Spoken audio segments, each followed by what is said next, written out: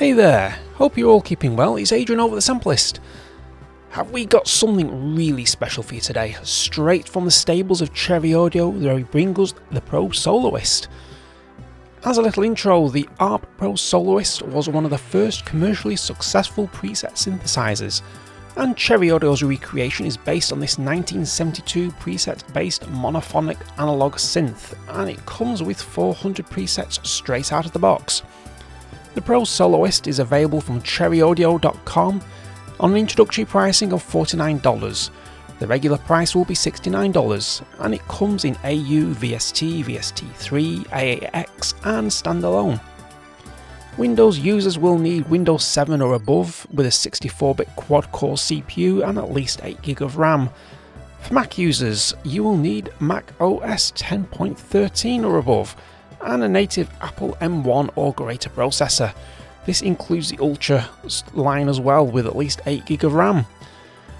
You will also need 70 meg of disk space, and also available on release day is an additional 100 preset pack by James Dyson. That's going to be priced at $9.99, and those presets are sold separately from the Pro Soloist. So let's take a listen to what this synth has to offer. As there are 400 presets to play with, we won't be demoing them all. What we are going to hear is a small selection from this synth.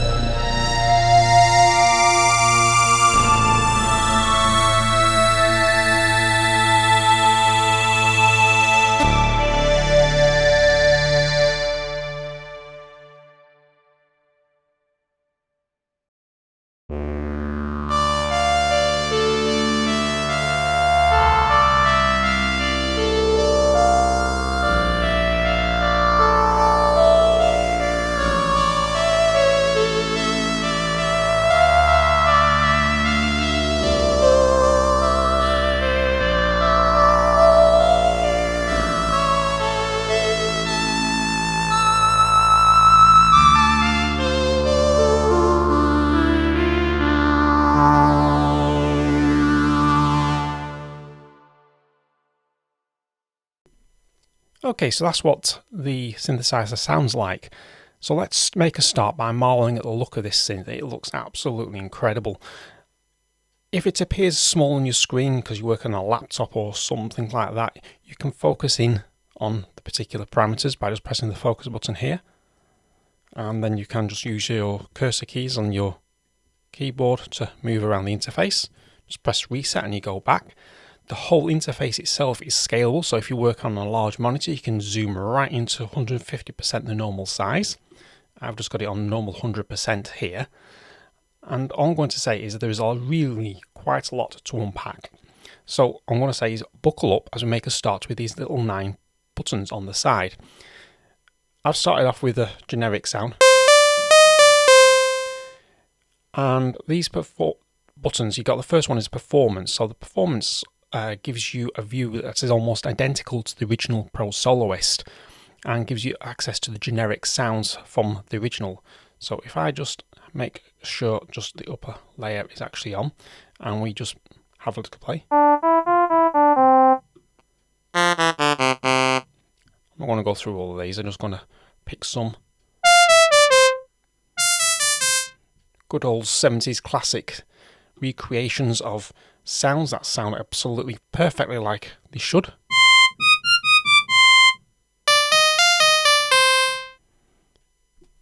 And then we've just got fuzz guitar.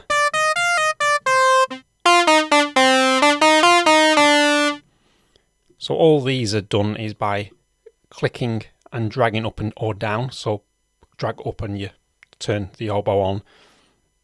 Drag down and you turn the space read here, so anything on the bottom line on. And of course the middle is neutral, it's off. So that's just the basic presets. Now edit, this brings you to the heart of the beast and allows you to edit the complex synth parameters. We then have an ARP and FX section which lets you access the arpeggiator and audio effects, and we have a global limiter, distortion, phaser, flanger, chorus, echo, reverb. Go into that in more detail a bit later on. You've got the single button that allows only one voice. We've just got an upper voice. You have a double button which stacks an upper and lower voice together. So we can have something different on each one. So if I just was back to performance, we could put an oboe on that. And we'll have a mute trumpet. So you can have 2 different actual layers there. I'm just going to go back to new and reset everything. You can then have a split. Now this does what it says on the tin. So if I press split now, I get 2 voices up and lower. And if I split it again, it'll start flashing. Now when it flashes, it allows me then to pick the split point on the keyboard. So you just press your MIDI controller keyboard. So I'm going to go middle C. So now middle C is going to be my split between up and lower. So very easy, very quick and simple to actually control here. Now we've got the layer controls of upper and lower. So that's swaps us between the upper and lower. So you've got 2 layers to play with. And talking about layers, don't miss these little golden triangles when I go into edit here. this allows you to copy effects and layers between each other. So if you do an edit on layer 1 and you only want to make a slight tweak to that sound on layer 2, you can just literally copy the layer and copy upper layer to lower layer, copy lower layer to upper layer. So it's a very quick and simple way of doing your edits. So on the left of these sliders, we have the volume control, which is generic volume control. We then have the brilliance, which attenuates your ADSR envelopes, which is over here. Then you have this other button. That button is a slider. You have another slider here, which allows you to adjust the global depth control for all 8 of the touch sensor effects pedals. Now these touch sensor effects pedals we'll go into in a minute, but they're basically these are the pedals I'm talking about. We then have the porter speed, which is just the portamental glide effect. And then we have the bend range, which clearly changes the bend range of your pitch, basically. Pitch bend range, because you can see there if I hover over it as 2 semitones, you're going to go all the way up to a whole octave change, up or down. So I'll move back down to 2 semitones. We then have these keyboard mode buttons, which allow you to have a mono. You can re-trigger, which resets the envelope generator on every note being played, kind of like how guitar behaves, when you're picking the strings. Legato mode, which means the envelope generators will reset only when all the notes have been released, and allows sort of like a smoother sound. It's just like sliding up and down on the guitar frets there.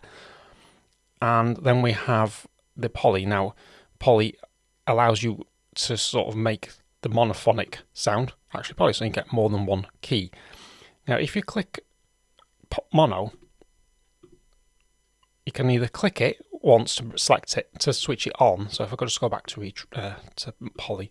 Now, mono click once and it selects mono. Click it again, then you get this little menu which allows you to adjust the priority cutoff now. So basically, what will happen is if I play a note, 2 notes, say the C here and a G up here, what it will do, if I'm on low note priority, it'll cut the G off and leave the C to play. Now if I put a high note priority, it will leave the G on and cut that C note off. You also have the same thing on poly now. If you go to poly and click it again, you can have up to 16 voice polyphonic sound going at the same time, so which gives you a nice big sound if you need it. The touch sensor buttons down here regulate how the after-touch affects the touch sensor effects. So these little paddles up here. So when I say touch sensor, this is effectively after-touch. Touch sensor was the name that ARP gave to the Pro Soloist for after-touch, really. It was one of the very few keyboards on the market at the time that actually had after-touch. But a little bit of word as we go through this is this poly button at the end. Not all current controls, modern day controls even, have polyphonic aftertouch. So you might want to check your manual before you pound away your keyboard. Basically, aftertouch is something that happens where you press the keyboard down, press the key down, and when you think you've got to the bottom of the bed of the key, just push it a little bit further, and it sort of generates the aftertouch effect then. But again, not every keyboard controller has aftertouch. You'll need to check your manual to make sure you do have that. We're not going to be responsible for any damaged keyboards here. We then have a nice big octave transpose button there to go up or down octaves. So it just basically transposes the keyboard up and down. Although the keyboard here runs from C to C3, sort of like 1 octave, 2 octaves, 3 octaves there, your control, if you've got an 88 note keyboard like I have, all 88 notes are available. You're not just stuck to this range. That's something that needs to be sort of noted. So going back to these touch sensor effects, you can have multi effects enabled on the aftertouch. So what I'm going to do is, if I just we'll just have one. Right, I'm just going to darken that sound.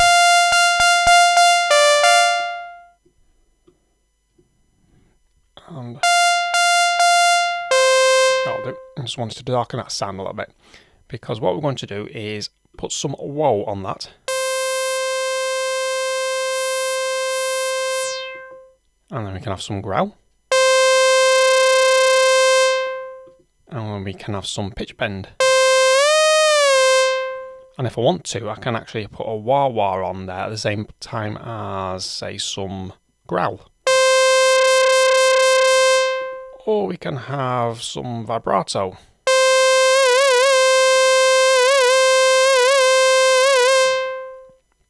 So you can have some fun aftertouch effects going on here. Now we have the edit mode, which is this set of parameters here.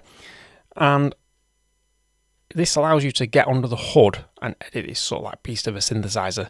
So as we go through each section, remember we have two layers. We have the upper layer and the lower layer, and each one can be edited independently from the other, which is going to allow some crazy sound design going on here. So we have your normal LFO on the left here, and then a VCO section of an ADSR PWM slider. So that sets the amount of modulation of the pulse wave via the ADSR generate envelope over here. You then have an ARP PWM, which is affected by this envelope here.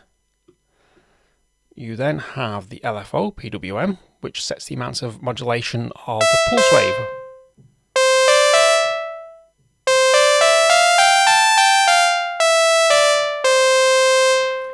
Realise I'm on split there, so I just need to go to single layer mode. There we go. So I was wondering why I wasn't getting anything below middle C there for a minute. We have then the LFO FM, so we can add some nice wonderful vibrato effects on there. You can set the range of the oscillator here from 32 foot all the way up to 4 foot. So basically 2 octaves are sort of like up and down from the normal pitch. So if you ever played a church organ or a pipe organ, something like that, they sort of represent the similar idea of a 32 foot stop, 16 foot stop, 8 foot stop, 4 foot stop. So you won't be far wrong there. Now this big button here, Superwave, this is a fun little one, because listen to this sound at the moment. It's a bit weedy. Press Superwave and you get a wonderful chorusy effect.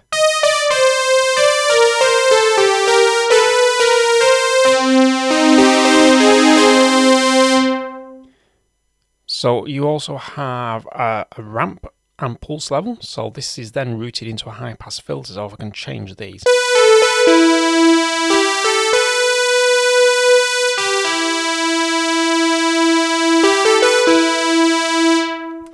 Now we then go on to a very interesting and distinctive feature to the Pro Soloist. We have this resonator bank. Now all these parameters can be individually modulated using the mod matrix over in this side, which we'll come to after. And each one has a frequency and resonance, and level knobs allow you to route this signal to both the VCF and the VCA. We have some presets also by clicking on this triangle here, which I'm going to speed up the process by just clicking one of these. I need to enable it first.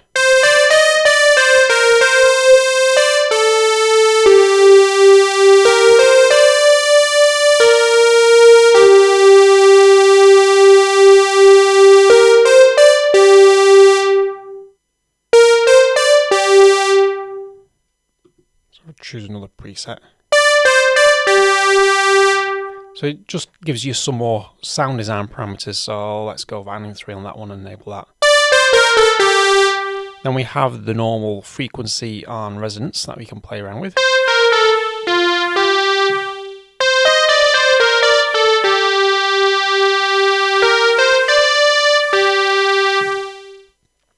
And then we can obviously invert the filter there. We then have in this VCF section the sliders for ADSR envelopes, which is the envelope over here.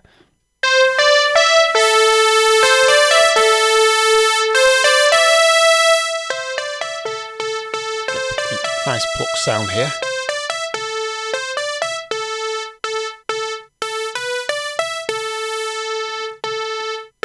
Then you've got the AR envelope that you can actually feed into that.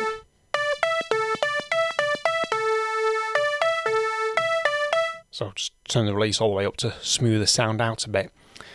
We then have the LFO, so this sets the amount of modulation of the cutoff frequency. See how it changes the sound? Well, hear how it changes the sound more to the C. We have the growl, so this sets the amount of modulation of a cutoff frequency.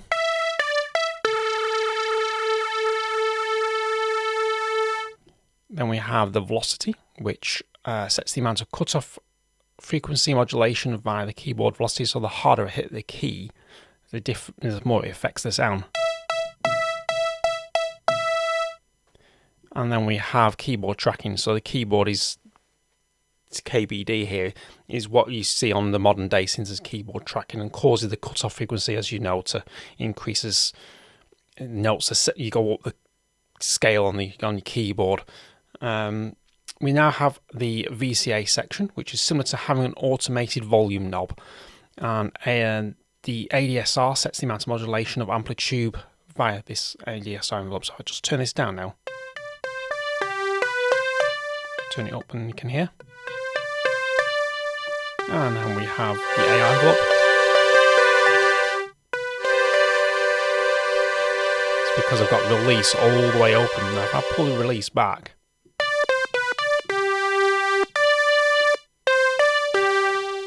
so you can have like a fake reverb going on here. So the LFO will set the amount of modulation of amplitude. And you got the velocity, does what I said before in the VCF section. Harder I play a keyboard, the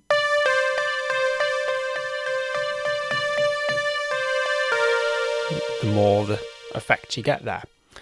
So that's the VCA, and you got the ADSR envelope, which is your normal attack, decay, sustain, release, which I'm not going to bore you with because I'm sure we all know how those work. We then have the modulation matrix here, which is 6 different settings you can have. You can just select your source here. So if I want an LFO to affect my cutoff, simple as that. And then you have this sort of via as well, and the manual goes into great detail about the whole this mod matrix area, but in simple form, you select the source, you select a destination, and with the via it allows the source to dynamically control how much modulation is occurring. So that's something to sort of like explore as you do your sound design. Now I'm just going to reset this whole thing again, because what I want to look at now is if I just turn the frequency down and make a nice pluck.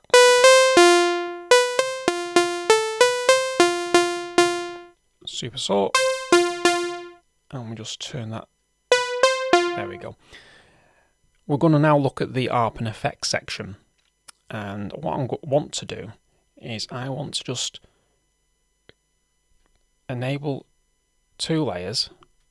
You'll understand what I'm going to do in a minute when we get into it, and I'm just going to copy upper layer to lower layer. So I've got 2 sounds the same. And now what I want to do, I just want to just a bit of a quick change of the sound. And we're going to do that for a reason, because this ARP effects section, well, this whole section itself is independent to each layer. So what you can actually have, you can have 2 arpeggiators going at the same time, doing different things on each layer. Now, not even Omnisphere allows you to do this, or any other synth I know of in my collection that allows independent layer, sort of on the same patch, basically. So what we're going to do here is if I'm going to sync this, and I'm going to change this to 1/8, and we'll have up and down for this one. Now what I'm going to do on the lower layer, I'm going to have that going at let's go for 16th notes, and this time I'm going to go random, and then we get this. I'll just turn that slow down so you might be able to hear a bit more. Now what we can do then is, if I'm going to change this sound a bit more for the low layer,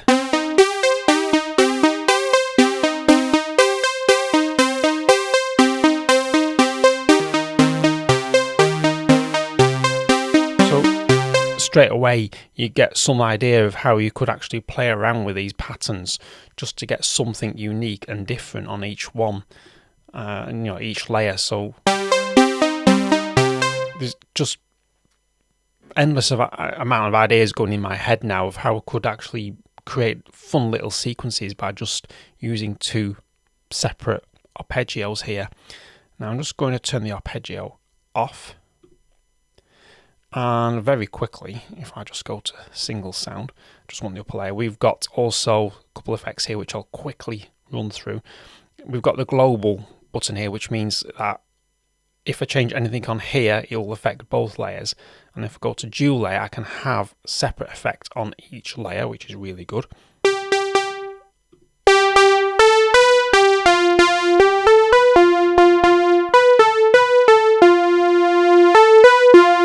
That's your distortion, and we have a phaser.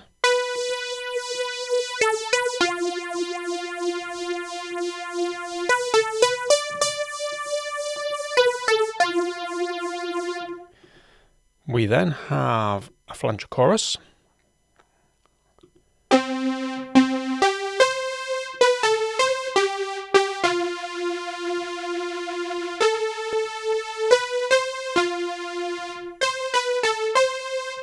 That was the chorus, this is the flange. We then have your delay. We'll go for a ping pong delay. Everyone likes a ping pong delay. Now if I couple that with the arpeggiator, it's just going to go nuts now.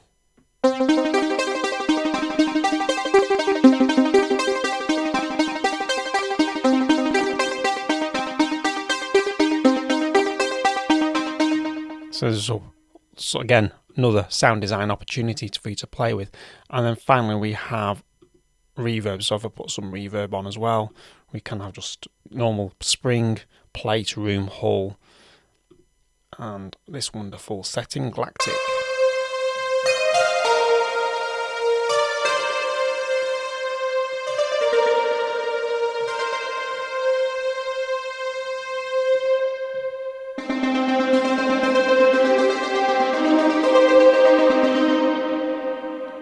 Too much, but we'll just turn that down and just have a bit of fun here and just put double on.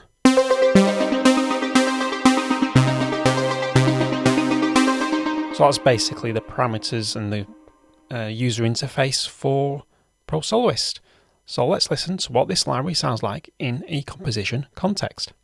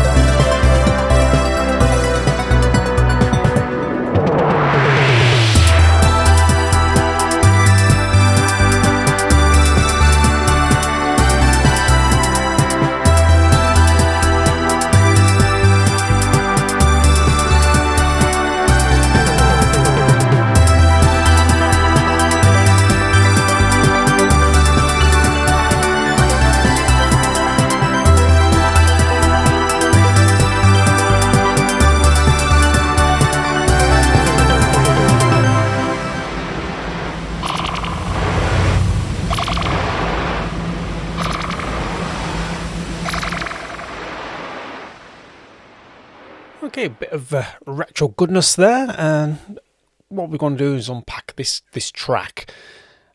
Before we start, yes, I have bounced all this to audio. This is just to help with the recording process and also to help isolate different tracks as well. The presets I used are all named here on the left hand side, and we'll start by looking at the composition of the drums. So the Pro Soloist comes with a couple of percussion sounds, and we have the let's start from this point here. We have the fat kick,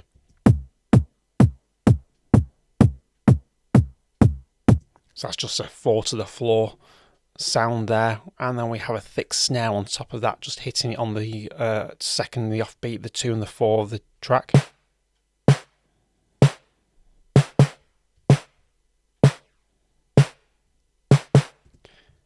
So a fairly ubiquitous rhythm really, so we get this together.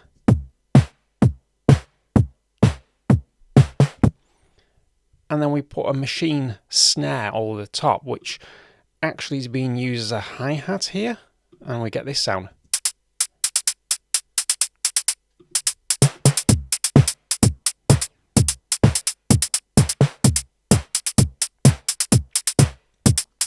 So a nice little groove there. And what would a retro track be without the wonderful synthetic toms that go like this? You cannot beat an old retro track with that, that tom sound. If you go back to the early 80s, late 70s, you'll hear it on a lot of pop tracks. We then have the P bass underneath the drums, which goes like this.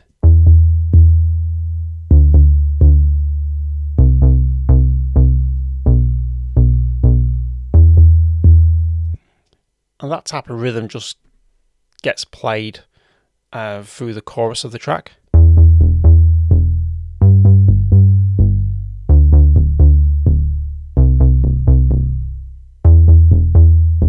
So we're just playing in octaves there around E minor, and we then sort of build it out even further with some lovely pad sounds. I'll start it on the chorus because that's the sort of like the higher point of the track. We get this.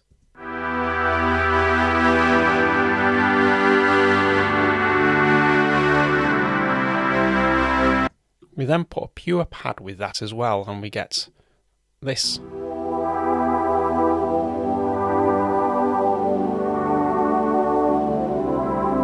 Now, you probably realise by just listening there that I've panned these quite wide. This is just to sort of like give room for the lead sounds to punch through the middle.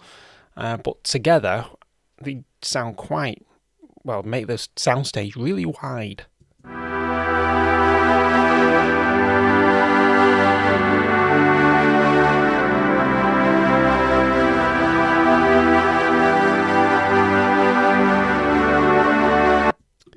Now, for the track, that sort of like the thing that actually sparked this idea for the track was this little sort of synth line. I'd actually started in the big poly, and it was this.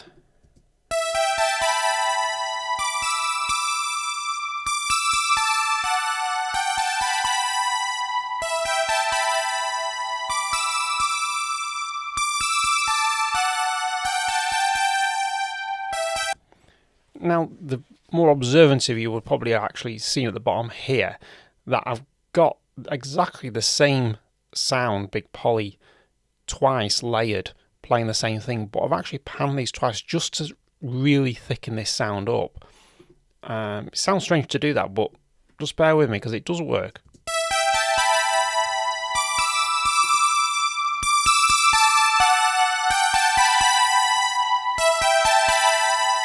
Sort of like makes it sort of super wide, and we'll get this nice vintage Doctor over the top of it, which is more like a whistle synth.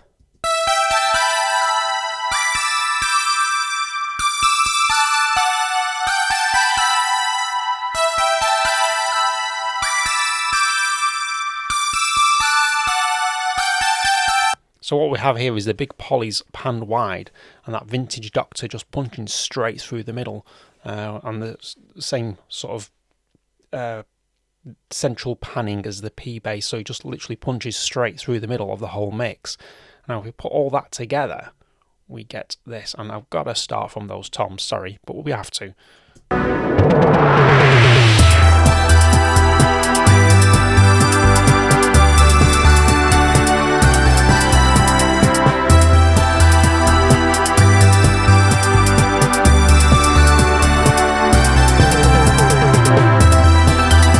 Now, on the second half, when we repeat the tune again, we actually bring in an arpeggiator sequence here.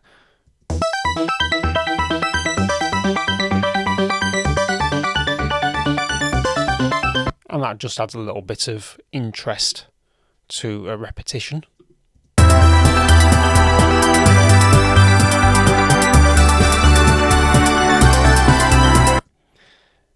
On the second half, we introduce this percolator, which is another sequence.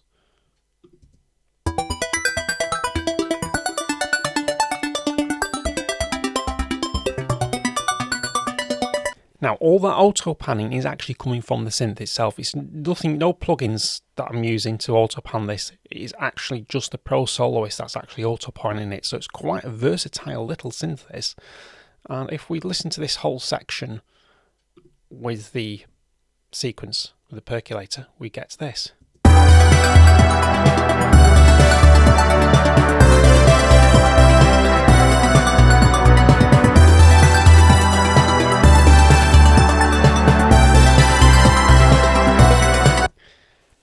Now, to add some interest to this track, what we're actually going to do is add some sort of atmosphere at the beginning as an intro.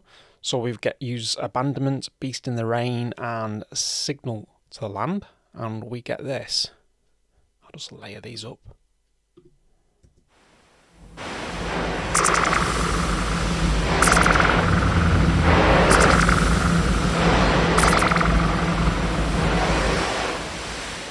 That sets the sort of atmosphere and the theme for the track. And then in between we use little spot effects, like Noisy Crossing is the one that comes in the same time as the toms. So I'll just silence the toms so we don't get them, and we get this. Oh, sorry, I soloed the wrong one there. Silence the toms, there we go.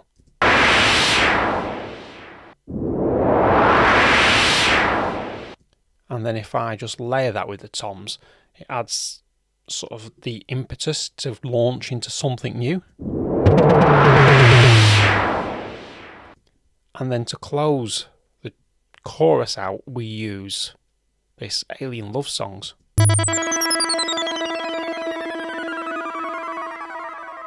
So it just takes the energy out of the track that we just had. So if I just play this last bit here from here.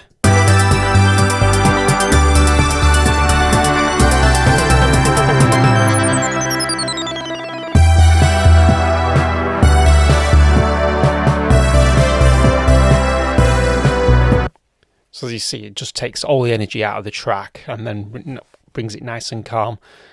So that's pretty much the track breakdown, but let's just finish this off with those toms again. So my thoughts on this synthesizer. Just when you think Cherry Audio's products and emulations cannot get any better, well, they just do. This is a fantastic emulation of the ARP Pro Soloist. And if you are looking for synths of yesteryear with a modern twist, then this has got to be right at the top of your shopping list. With modern technology, the ARP Pro Soloist is now sort of polyphonic and is not limited by the range of the small keyboard that you see on the screen. Although it looks daunting at first, this synth is relatively easy to program and navigate. I don't think I need to comment on the sound of this synth, but, well, I'm going to. It is just dripping in retro goodness, taking you back to a time when electronic music was probably arguably at its height. This synth was used by acts like Genesis, Vangelis, Tangerine Dream, Gary Newman, just to name a few. All of these sounds and general vibe are now captured in software form thanks to Cherry Audio. We would like to thank Cherry Audio for sending across the Pro Soloist for us to review. It is very much appreciated, and you dear viewers, I hope you also enjoyed this little journey. and if you haven't done so already, please consider subscribing to the channel and visit thesamplist.com to see what we are all about.